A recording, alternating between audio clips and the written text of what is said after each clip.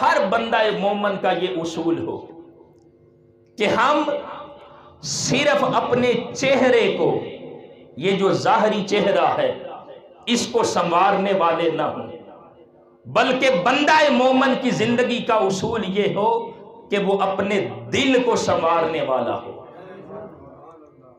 حدیث مبارکہ کے اندر آتا ہے نا، میں بے شک اللہ رب العزت یہ جو تمہاری صورت ہے نا، ظاہری شکل، اس کو نہیں دیکھتا۔ اللہ رب العزت دیکھتا ہے تو کیا؟ فرمایا وہ تمہارے دلوں کو دیکھتا ہے۔ ہم کیا کرتے ہیں؟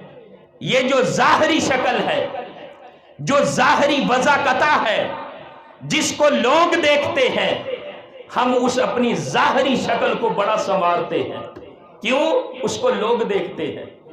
حالانکہ بندہ مومن کی زندگی کا اصول یہ ہو کہ میں اپنی ظاہری شکل کو نہ سنواروں، میں اپنے دل کو سنواروں، میں اپنے باطن کو سنواروں، جس کو صرف اور صرف میرا رب دیکھتا ہے۔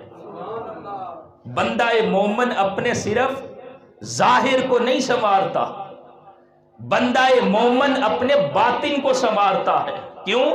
اس کے باطن پر نظر صرف خالق کی ہے۔ کوئی بھی بندہ ہو، اس کے باطن، اس کے اندر کیا ہے کوئی جانتا ہے؟ اس کی نیت کیا ہے کوئی جانتا ہے؟ اس کے باطن میں خشوع اور خضوع کیا ہے کوئی جانتا ہے؟ کوئی نہیں جانتا۔